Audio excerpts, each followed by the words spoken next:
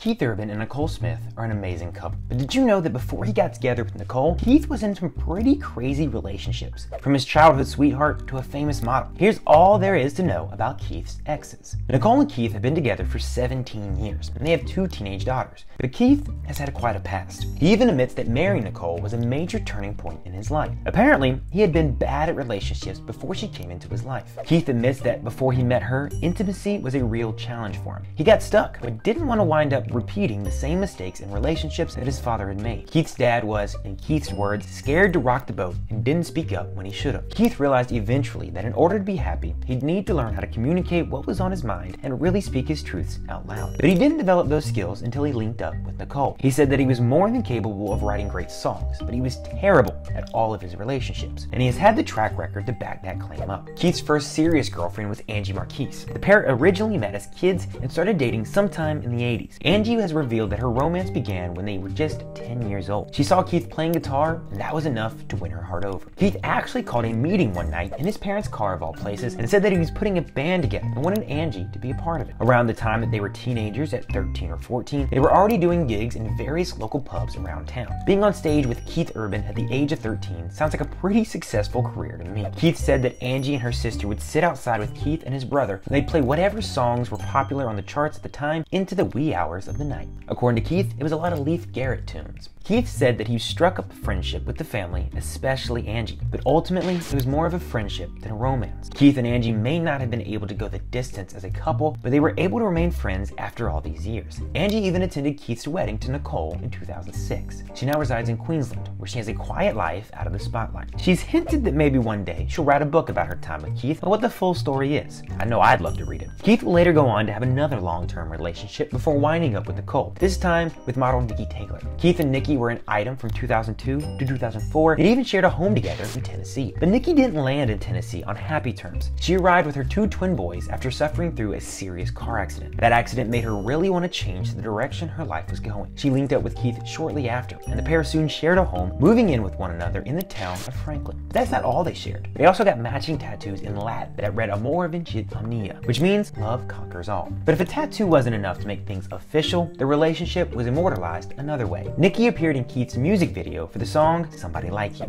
Unfortunately, it turns out that love wasn't able to conquer all. Nikki and Keith went their separate ways in 2004. According to Nikki, his career just got too busy, and she got pretty busy as well. And they didn't see each other. And when you don't have enough time with your partner, eventually you drift apart. It makes sense that Keith's life was too busy for a relationship at the time. His career was exploding. But just like with Angie, it seems like things ended on good terms with Nikki, although they both have since decided it was a good idea to cover up their tattoos in order to truly move on. Keith found someone who could keep up with his busy life in 2005 when he met a person with an equally booming career, his now wife, Nicole Kidman. Nikki seemed happy for Keith when she found out he had moved on. She said that she was still friends with Keith and so happy for him and Nicole. But Keith's first ex wasn't nearly as gracious. Angie was openly skeptical that Keith and Nicole would be able to make it work for a long-term relationship. She said that Nicole and Keith might very well date for a while, but she was positive it wouldn't last long. Angie said that while she didn't know Nicole very well, she was very familiar with who Keith was. Apparently, she didn't know him as well as she thought, but it's not like she was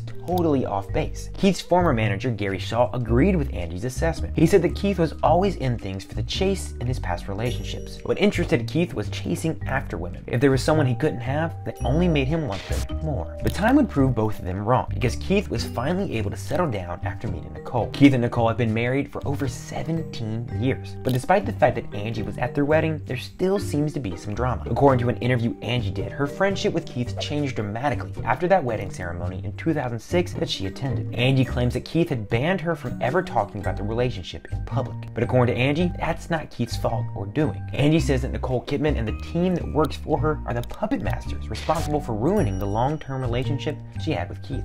Angie claims that Nicole's controlling team has stopped her from speaking about Keith, speaking to Keith, and even prevented her from releasing what sounds like an amazing book. Angie has a collection of photos that she wanted to share in a book, documenting his early days coming up in the music scene with her. It would be so fascinating to see those images, especially considering how far he's come since. Sadly, we might not ever get to flip through the pages of such an interesting book. Angie fully blames Nicole and her team for losing her friendship with Keith, but now she also seems to regret the entire relationship altogether. She said she's lost her privacy as a result of discussing her past relationship with someone so famous, and the whole thing has brought a level of notoriety to her life that she doesn't appreciate, especially with the media turning up up when she least expects it. Angie doesn't blame Keith, but it seems like she does kind of regret ever being with him. And that's pretty sad to think about. At least Keith has been able to move on happily and seems to have a good thing with Nicole. Hopefully, Angie is able to find peace one day and move on herself. But what do you guys think? Should Nicole let Angie and Keith be friends? Do you think she and her team are to blame for what happened to their friendship? Let me know in the comments below.